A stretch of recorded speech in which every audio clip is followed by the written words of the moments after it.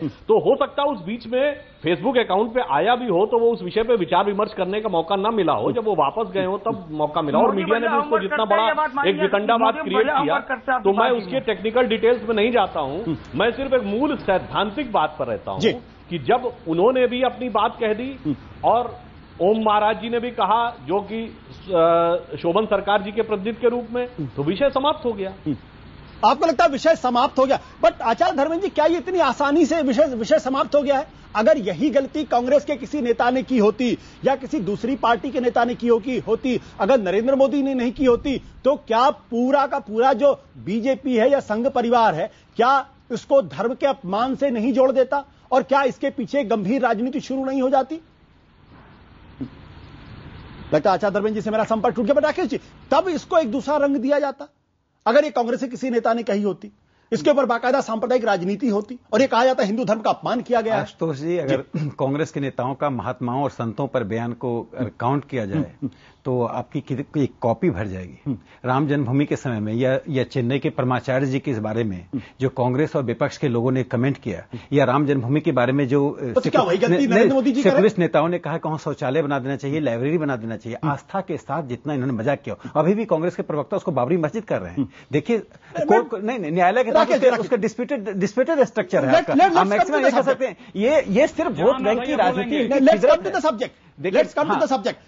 जो बात ओम महाराज जी ने कही है कि भाई नरेंद्र मोदी ने किसी प्रेस कॉन्फ्रेंस में किसी ने सवाल नहीं पूछा, उन्होंने अपने भाषण की शुरुआत इससे की, यानी सोची समझी बात थी, कोई हवा में बात नहीं, जबान नहीं फिसली, ये वो आरोप लगा। उन्होंने कहा मैंने फेसबुक पे डाला, तब भी कोई जवाब नहीं आया। बाद में जब असेसमेंट किया तब ये बात सामने, यानी डैमेज कंट्रोल। देखिए, जो मैं समझता हूं कि बैकअप ऑफ माइंड में क्या रहा होगा, पहले सीबीआई और एएसआई। सीबीआई इतने बड़े नेता है, इतने बड़े नेता है। दूसरी बात, मेरी बात तो सुनिए, सीबीआई के बाद एएसआई सरकार की प्रोटेक्शन मारी। देखिए, डाइवर्ट करने के लिए जो सरकार, अरे एएसआई कोई आईएसआई नहीं है। नहीं, एएसआई, देखिए सवाल रहता है कि सरकार ब्लैक मनी को नहीं ला रही है, सरकार ये नहीं कर रही है, एक राजनेता के रूप में कांग्रेस पर आक्रमण किया। राकेश जी, यही बात किसी कांग्रेस के नेता ने कही होती तो अब तक बवाल मच गया होता, आरएसएस खड़ा हो जाता। क्योंकि पहले नरेंद्र मोदी ने बात कही, उसके बाद अशोक सिंघल जी ने कही, बाद में जब असेसमेंट हुआ तब समझ में आया कि तो गड़बड़ हो गया। देखिए, उन्होंने माफी मांग ली, बहुत बड़प्पन की बात की, माफी अशोक सिंघल जी ने भी वही उसी तरीके से बात की शोभन सरकार जी के बारे में। नहीं, देखिए, माफी मांग ली, बात खत्म हो गई। बात है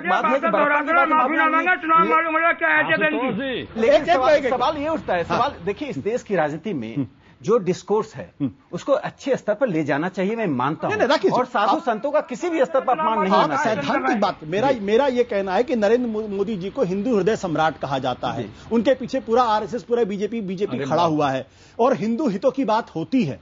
लेकिन ऐसा व्यक्ति अगर एक संत के बारे में इतना कंटेम्पचुअस के, जैसा मैं नहीं कह रहा हूं, जैसा कि खुद बाबा जी खुद कह रहे बैठे हुए, उन्होंने कहा कि रैली की शुरुआत इसी शब्द से की, हमने फेसबुक पे लिखा, तब भी जवाब नहीं आया। जब बाद में पता चला हुआ होगा तब डैमेज कंट्रोल करने के चक्कर में उन्होंने माफी मांगी। उन्होंने माफी मांग ली, गलती हुई है, माफी मांगी है, लेकिन उनका उद्देश्य जो था सरकार पर आक्रमण करना था, न कि संत महात्मा पर। इसे महात्मा जी पर नहीं किया, उनकी इंटीग्रिटी पर सवाल नहीं खड़ा किया। कहा एक सपने के आधार पर, जो एक पॉपुलर परसेप्शन हुआ था, देखिए, एक सपने के आधार पर, सपने की बात उन्होंने कहा, किसी को सपना आया, किसी को। नरेंद्र मोदी ने माफी नहीं मांगी, खाली प्रणाम किया है। जी, देखिए, प्रणाम के संत महात्माओं को हमेशा प्रणाम किया जाता है और भारत में इसकी महत्ता रही है, भारत इस परंपरा में है। और भारतीय जनता पार्टी, राष्ट्रीय स्वयंसेवक संघ का कोई भी व्यक्ति संत महात्मा का कभी भी अपमान कर नहीं सकता है, नहीं करना चाहिए। जुबान फिसलती है, जुबान जब तो माफी मांगनी चाहिए।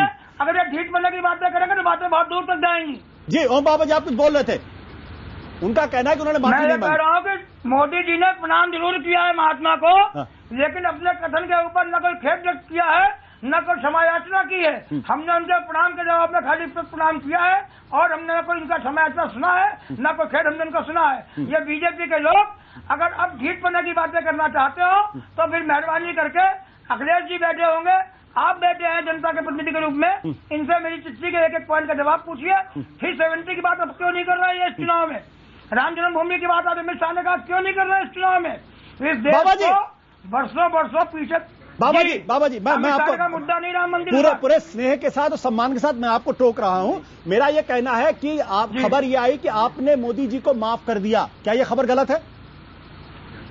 मैंने ये कहा, मैंने उनका प्रणाम स्वीकार कर लिया, मेरी खबर देखिए, मैंने कहा प्रणाम के बदले प्रणाम करता हूँ, बार बार करता हूँ, और जब आपने माफी मांगी नहीं तो माफ कौन कर देगा?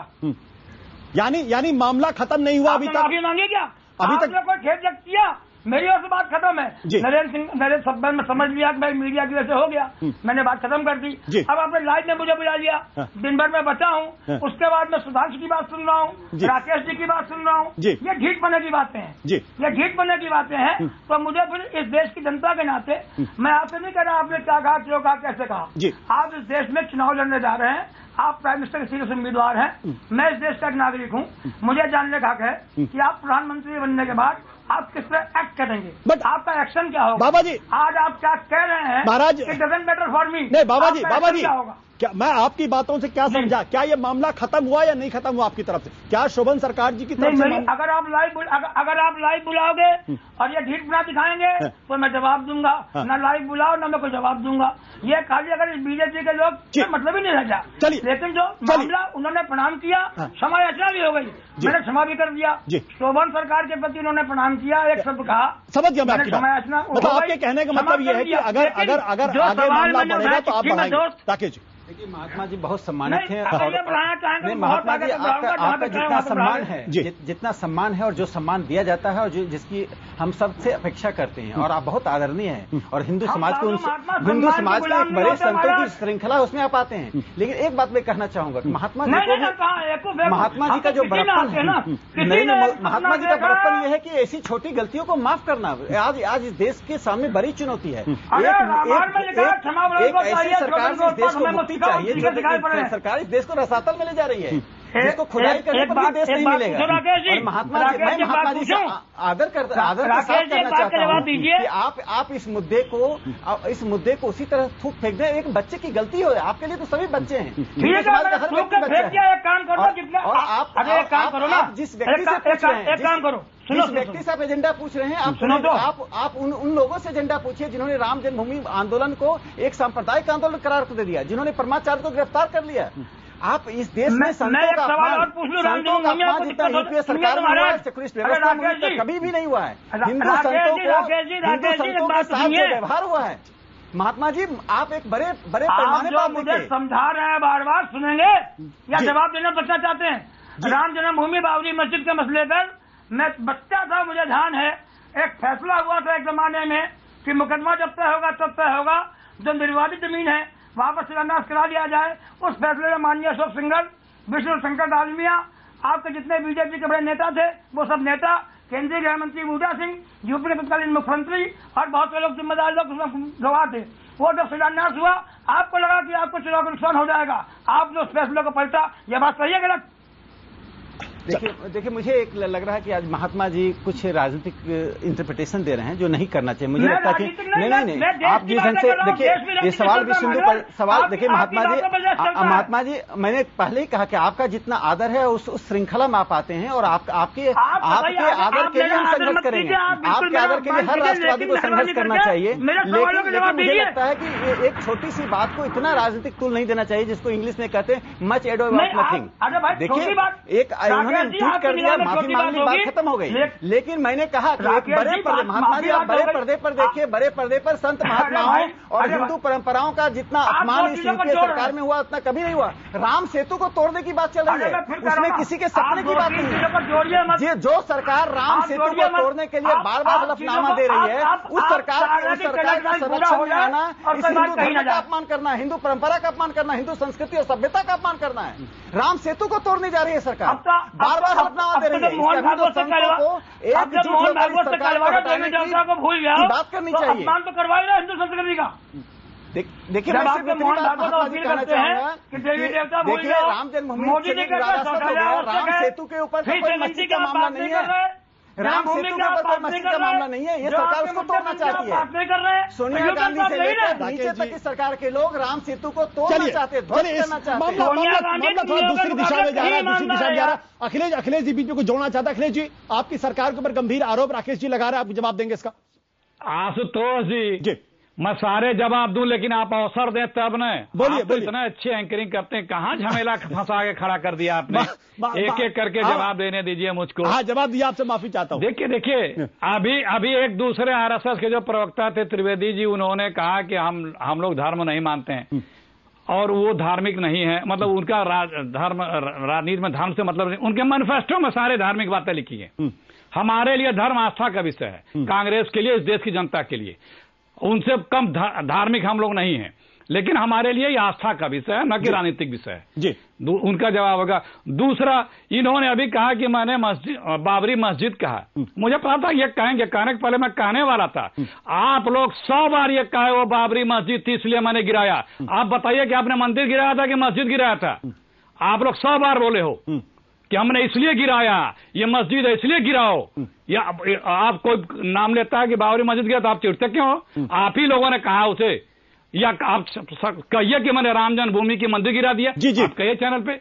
तीसरी बात, महंत जी से लड़ रहे हैं। अरे अगर आप इतनी सज्जनता बड़प्पन है, महंत के संतों का अगर इतनी श्रद्धा रखते हैं आप, तो कहिए बाबा प्रणाम, क्षमा करें, हमसे गलती हुई, कहिए, आप ही कह दीजिए। ये तो कह दिया ना। इन लोगों के संस्कार में क्षमा शब्द नहीं है। राकेश जी ने ये कहा क्षमा नहीं, क्षमा शब्द नहीं, क्षमा शब्द है ही नहीं है। राकेश जी क्या है, इन लोगों के क्षमा शब्द नहीं है, जो कहेंगे वही सत्य है। देवालय पे जो बोला, किसी ने खेद व्यक्त किया? क्यों? उसको सब लोग डिफेंड कर रहे थे। आप देखिए भाजपा के सारे नेता उसको डिफेंड कर रहे, तरह तरह से उसको बता रहे थे जी। और वही अब बाबा के बात उल्टी पड़ गई इनके लिए, तो बाबा के प्रति आव भाव, सद्भाव, सादर सम्मान की भाषा निकल रही है, प्रफुल्लित हो रही है। जी जी जी। कल उपहास करने में चूक नहीं हुई। तो जो अवसर आए उस तरह का आचरण करने का बीजेपी का रवायत रही है, वो कर रही है, अपने स्वभाव के अनुरूप कृत्य कर रही है बीजेपी आरएसएस। कोई उसमें परिवर्तन या आवश्यकता की बात करने की जरूरत कोई परिवर्तन या क्या आवश्यकता नहीं है। सुधांशु जी, मेरे पास सिर्फ 30 सेकंड, अगर आप कुछ जोड़ना चाह रहे थे बीच में, सिर्फ ओनली 30 सेकंड सर। सिर्फ 1 सेकंड जोड़ना चाहूंगा। इन्होंने हमारे मैनिफेस्टो की बात कही थी, हमने अपने मैनिफेस्टो में कभी किसी धर्म की बात नहीं कही। इन्होंने सन 88 में मिजोरम के मैनिफेस्टो में यह कहा था कि अगर हमारी सरकार बनेगी तो हम कैथोलिक धर्म की मान्यताओं के अनुसार शासन चलाएंगे। जिन लोगों ने मैनिफेस्टो में धर्म का नाम लिखा, वो लोग आज हमको सेक्युलरिज्म की बात कर रहे हैं।